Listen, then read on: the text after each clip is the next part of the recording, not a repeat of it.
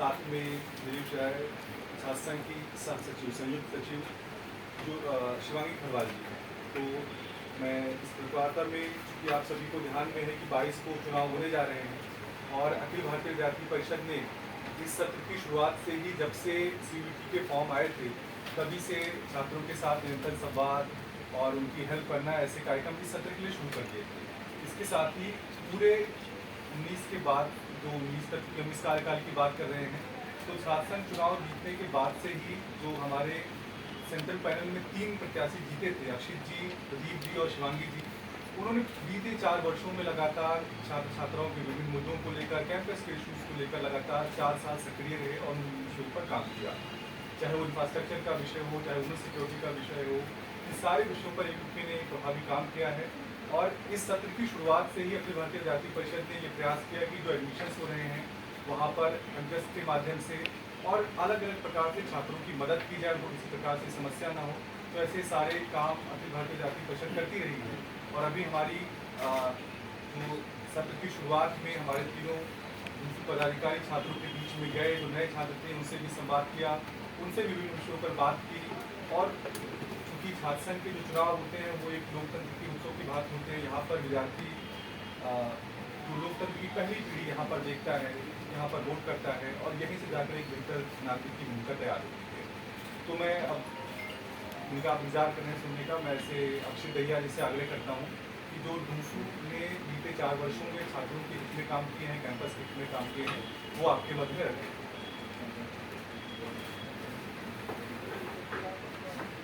सभी को नमस्ते। 2019 में 13 सितंबर 2019 को दिल्ली विश्वविद्यालय छात्र संघ, जो भी वर्तमान छात्र संघ है, इसके रिजल्ट्स सबके सामने आए थे और उस रिजल्ट से ही ABVP की लोकप्रियता विद्यार्थियों के बीच में कितनी है वो देखने को ध्यान में आया।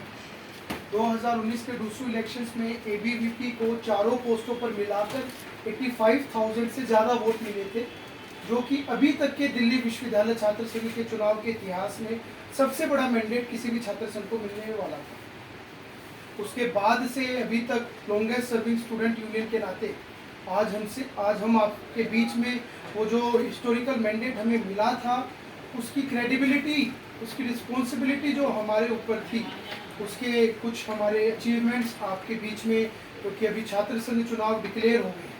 22 सितंबर को डूसू इलेक्शंस हैं, डूसू की वोटिंग्स हैं और दिल्ली विश्वविद्यालय के इतिहास में दूसरी बार ऐसा छात्र संघ चुनाव हो रहा है जिसमें 90% plus voters first time voters हैं और UG के 100% वोटर्स फर्स्ट टाइम वोटर्स हैं। इससे पहले 1977 में जब विजय गोयल जी दिल्ली विश्वविद्यालय छात्र संघ के अध्यक्ष बने, उस समय पहली बार ऐसा चुनाव हुआ जिसमें UG के सभी वोटर्स फर्स्ट टाइम वोटर्स थे। 1974 में अरुण जेटली जी डूसू के प्रेसिडेंट बने थे।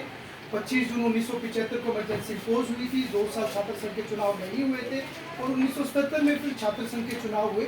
उसके बाद अभी तक के भारत के इतिहास में दूसरी बार ऐसा दिल्ली विश्वविद्यालय छात्र संघ का ये चुनाव है जिसमें UG के तो सभी वोटर्स, जो कि बड़ी संख्या में 80 to 90% की संख्या में डूसू के वोटर्स होते हैं, वो सभी फर्स्ट टाइम वोटर्स। और उस समय की यूनियन 3 साल थी, इस समय की यूनियन 4 साल होने से नाते ये अभी तक की लॉन्गेस्ट सर्विंग स्टूडेंट यूनियन है। 4 साल में बहुत प्रकार की परिस्थितियां दिल्ली विश्वविद्यालय छात्र संघ ABVP ने डूसू के सामने आई। देश के अंदर कोविड जैसी महामारी आई, दिल्ली विश्वविद्यालय के 100 वर्ष पूरे हुए और दिल्ली विश्वविद्यालय की जो प्रवेश परीक्षा है उसमें बदलाव हुआ। पहले 12वीं के मार्क्स के बेसिस पर दिल्ली विश्वविद्यालय में एडमिशन होता था, वो एंट्रेंस बेस्ड पर हुआ, ये बड़ा बदलाव।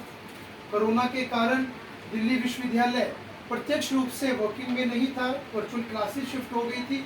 ये दूसरा एक बड़ा चेंज था जो स्टूडेंट्स के लिए था, इस एजुकेशन फैकल्टी के लिए था। और तीसरा एक गौरवान्वित करने वाला पल जो पूरे विश्वविद्यालय के लिए था कि दिल्ली विश्वविद्यालय ने अपने 100 वर्ष पूरे किए और वो 100 वर्ष की सेलिब्रेशन भी चली।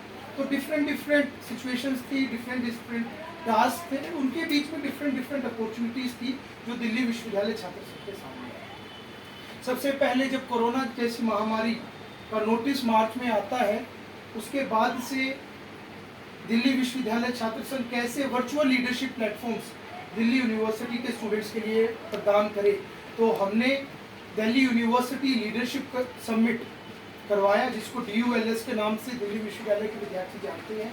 10,000 से भी ज़्यादा विद्यार्थी उसमें सहभागी हुए। 15,000 से भी ज़्यादा विद्यार्थियों ने उस DULS में, दिल्ली यूनिवर्सिटी लीडरशिप समिट में पंजीकरण किया, रजिस्ट्रेशन किया। ये आज तक का किसी भी शिक्षण संस्थान द्वारा किया गया अभी तक का सबसे बड़ा वर्चुअल लीडरशिप समिट है। और उस समिट में हमें ध्यान में आया कि कैसे कोरोना के नाते सिर्फ नकारात्मक बातें नहीं बल्कि एक अपॉर्चुनिटी भी हमारे सामने लेकर आई है। जिस स्तर के कार्यक्रम हम नहीं सोच सकते थे, उस स्तर के कार्यक्रम हमने करवाए। 10,000 की संख्या का कार्यक्रम free of cost Delhi university students union ने करवाया। शायद प्रत्यक्ष रूप से अगर वो कार्यक्रम करवाना होता तो उसका खर्चा 50 लाख होता। तो वो एक अपॉर्चुनिटी हम सबके सामने आई थी। उसमें स्मृति ईरानी जी, स्वाति पिरामल जी, सुरेश प्रभु जी और ना जाने कितने ऐसे academicians, Yogeshwar Dutt, sports persons, politicians, social workers, वो सभी एक प्लेटफॉर्म पर आए, स्टूडेंट्स के साथ इंटरेक्ट किया, स्टूडेंट्स को एड्रेस किया और एक 3 दिन तक दिल्ली विश्वविद्यालय का ये लीडरशिप समिट चला। उसके बाद जब प्रवेश प्रक्रिया आई, तो उस प्रवेश प्रक्रिया में पहली बार एक ऐसा कोटा दिल्ली विश्वविद्यालय ने जारी किया जिससे वो स्टूडेंट्स को अपने बिहाफ पर, यानी प्रिंसिपल और वाइस चांसलर यानी यूनिवर्सिटी एडमिनिस्ट्रेशन और कॉलेज एडमिनिस्ट्रेशन की सहभागिता से वो स्टूडेंट्स को, चाहे उनका नंबर कट ऑफ में नहीं भी आ रहा है तो भी एडमिशन दे सकते हैं। और उस कोटे का नाम ABP ने करप्शन कोटा रखा। उसको रिवोक करवाने के लिए बहुत बड़ा अनशन, बहुत बड़ा आंदोलन दिल्ली विश्वविद्यालय में चला और उस करप्शन कोटा को हमने रिवोक करवाया कि स्टूडेंट अपनी मेरिट पर आना चाहिए। और हमने मांग रखी कि ऐसे विद्यार्थी जिनके माता पिता का कोरोना में देहांत हो गया है, ऐसे विद्यार्थियों को एडमिशन देना चाहिए। हालांकि वो पॉलिसी तो नहीं आई, लेकिन एक पॉलिसी जो हमारे प्रयासों से आई कि कोरोना में जिस भी विद्यार्थी के माता पिता का देहांत हुआ है उसकी पूरी पढ़ाई दिल्ली विश्वविद्यालय में फ्री ऑफ कॉस्ट हो। ये भी ABP ने डूसू की उस समय के संघर्षों की एक जीत थी। जैसे जैसे समय बढ़ा, कोरोना की परिस्थितियाँ और बुरी हुई और एक समय ऐसा आया जब कोविड की सेकेंड वेव आ रही थी कि पूरे देश में हाहाकार मच गया। उस समय ABVP डूसू ने मिशन आरोग्य जैसा अभियान स्टूडेंट्स के बीच में लेकर गए और हमने कहा कि अगर इस सिचुएशन को टैकल करना है तो हमारे स्टूडेंट्स को, इस दिल्ली विश्वविद्यालय के यूथ को कोरोना वॉरियर के रूप में कैंपसेस में से निकलकर फील्ड पर आना होगा। दिल्ली विश्वविद्यालय के 1000 विद्यार्थी हाथ में थर्मल गन्स लेकर, ऑक्सीमीटर्स लेकर, फेस शील्ड पहनकर, PP किट पहनकर इस दिल्ली के गांव में, बस्तियों में चले गए। वहां पर जाकर कोरोना की स्क्रीनिंग की। वहां से जिसको लगा कि सिम्टम्स हैं उनकी हॉस्पिटल्स में बातचीत करके, डॉक्टर से बातचीत कर उनको एड्रेस करवाया और उनका इलाज करवाया। तो ये एक बहुत बड़ा इनिशिएटिव था जिसमें जब स्टूडेंट्स एक पल ये सोच रहे थे कि देश में कितना बड़ा हाहाकार है, उस समय उन्होंने सोचा कि नहीं, ये देश हमारा देश है और इस देश की व्यवस्था सिर्फ सरकार केंद्रित नहीं है बल्कि समाज केंद्रित है। और उस समाज केंद्रित व्यवस्था का अग्रणी भूमिका में अगर कोई प्रहरी है तो वो दिल्ली विश्वविद्यालय का विद्यार्थी है। दिल्ली विश्वविद्यालय में देश के प्रत्येक कोने से विद्यार्थी यहाँ पढ़ता है। इस देश का कोई गांव नहीं होगा जहां दिल्ली विश्वविद्यालय नहीं बसता होगा। इस देश के प्रत्येक गांव तक दिल्ली विश्वविद्यालय जाता है। और जब एक ऐसे लघु भारत की हम जब बात करते हैं तो हमने इस स्टूडेंट्स को वो अपॉर्चुनिटीज़ देनी चाहिए। हमारा कैंपस डिबेट का सेंटर होना चाहिए, डिस्कोर्स स्थापित करने का सेंटर होना चाहिए, डिस्कशन का सेंटर होना चाहिए। तो इन 3D को आगे ले जाते हुए हमने more than 85 different types of leadership summits, events, internships students के लिए हम लेकर आए, जिसके लाभार्थी की संख्या 35,000 से भी अधिक है। उसमें सबसे बड़ा इनिशिएटिव कोविड के समय जो हमारा था वो था कैंपस दर्शन। कैंपस दर्शन के माध्यम से 16,000 विद्यार्थियों को हम प्रत्यक्ष रूप से विभिन्न ग्रुप्स में कैंपसेस में लेकर आए। कोविड प्रोटोकॉल्स का उस समय पालन करते हुए 50 की संख्या में विद्यार्थियों को लाते थे और दिल्ली विश्वविद्यालय का जो ये परिसर है वो हम उनको दिखाते थे। हमारे ABVP डूसू के वॉलंटियर्स वहाँ पर उस स्टूडेंट्स को एड्रेस करते थे। डूसू के स्टूडेंट लीडर्स, इलेक्टेड रिप्रेजेंटेटिव्स वहाँ पर उनको एड्रेस करते थे और उनको इस कैंपस दर्शन के माध्यम से उनका कैंपस प्रत्यक्ष रूप से कैसा है, ऐसी अपॉर्चुनिटी को दिखाने के लिए हमने ये इनिशिएटिव लिया। उसके अलावा दिल्ली विश्वविद्यालय छात्र संघ जब जीत कर आया तो हमने दो विषय स्टूडेंट्स के सामने रखे थे। पहला ये कि ये डूसू एक responsible, credible and student friendly DUSU होगा। दूसरा ये कि हम 3V पर काम करेंगे। इस दिल्ली विश्वविद्यालय छात्र संघ के जो 3V होंगे वो ये है, पहला V यानी विजनरी। ये एक विजनरी स्टूडेंट यूनियन होगा जो स्टूडेंट्स को, जब वो 3 साल पास करके जाएंगे तो सिर्फ डिग्री लेकर ना जाएं, बहुत सारी उनके सामने ऐसी अपॉर्चुनिटीज़ जो हमने दी हैं वो सर्टिफिकेट्स के रूप में, उनके मैनेजमेंट स्किल्स के रूप में उनके अंदर एम्बेड हो जाएं, जो पूरे भविष्य में उनके काम आए।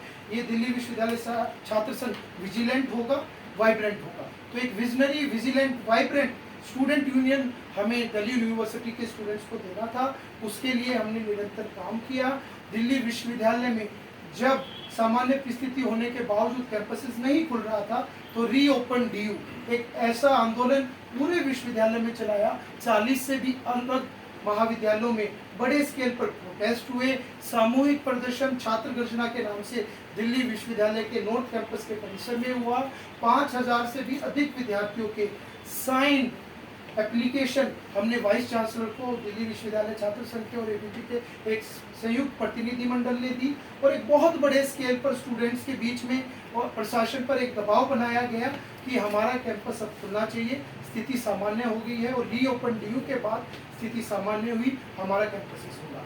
इसके अलावा इंटरनेशनल स्पेस कॉन्क्लेव दिल्ली विश्वविद्यालय छात्र संघ ने करवाया। पहली बार नासा के साइंटिस्ट स्वयं दिल्ली विश्वविद्यालय में आए। क्वेंटन बॉन्ड्स यूएसए के साइंटिस्ट हैं, नासा में अभी कार्यरत हैं, वो दिल्ली विश्वविद्यालय में आते हैं। रामजस के अंदर दिल्ली विश्वविद्यालय छात्र संघ इंटरनेशनल स्पेस कॉन्क्लेव करवाता है। उसमें इसरो के साइंटिस्ट, डीआरडीओ के साइंटिस्ट और हमारे यूनिवर्सिटी का एडमिनिस्ट्रेशन बैठता है। यानी सिर्फ स्टूडेंट एक्टिविज्म, यानी सिर्फ आंदोलन या सिर्फ चुनाव लड़ना नहीं है, इसका एक होलिस्टिक अप्रोच होना चाहिए। उसी के मद्देनजर रखते हुए इंटरनेशनल लीगल कॉन्क्लेव हाल ही में दिल्ली विश्वविद्यालय छात्र संघ ने करवाया।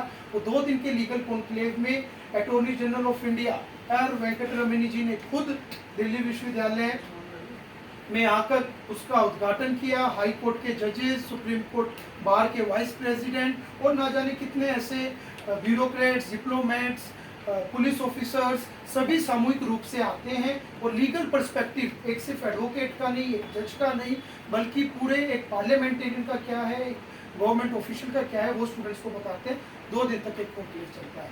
हम जब ये छात्र संघ चुनाव जीते तो इसको हमने स्वर्गीय अरुण जेटली जी को एक ट्रिब्यूट के रूप में हमने अपनी जीत समर्पित की थी, क्योंकि उस समय जब छात्र संघ अध्यक्ष के नाते में चुनाव जीता तो अरुण जेटली जी का ही रिकॉर्ड ब्रेक करके हम छात्र संघ में जीत कर आए। तो आज जब हम ये छात्र संघ समाप्त कर रहे हैं तो इसका भी एक ट्रिब्यूट, क्योंकि 24 अगस्त कोइंसिडेंस देखिए कि 24 अगस्त को जिस दिन अरुण जेटली जी की पुण्यतिथि थी, उसी दिन दिल्ली विश्वविद्यालय छात्र संघ का के नए चुनाव का नोटिफिकेशन आता है। चीफ इलेक्शन ऑफिसर नोटिफिकेशन जारी करते हैं और डूसू ने 4 साल में जितनी भी अचीवमेंट्स अभी मैंने आपको गिनवाई हैं, 1000 से ज़्यादा स्टूडेंट्स को हमने इंटर्नशिप्स दी हैं, उनके लिए लेटर ऑफ रिकमेंडेशन लिखे हैं और लगातार निरंतर जो कैंपसेस में even in the tough times of Covid जो हमारा ऑफिस खुला रखा है, अगर इसके कोई प्रेरणादायी हैं, इसके कोई प्रेरणा स्रोत हैं और जिनको इंस्पिरेशन मानकर इस स्टूडेंट यूनियन ने कार्यरत किया है, ऐसे हमारे स्वर्गीय अरुण जेटली जी हैं। मैं आज फिर से उनको इस प्रेस वार्ता के माध्यम से याद करता हूं और फिर से उनको आज ये पूरा टेन्योर, जब हम 4 साल का लॉन्गेस्ट सर्विंग टेन्योर जो उनका ही रिकॉर्ड ब्रेक कर उनका 3 साल था, ये 4 साल तक चला है, आज जब हम ये समाप्त कर रहे हैं तो we again pay this tenure as a tribute to Shri Arun Jaitley. धन्यवाद।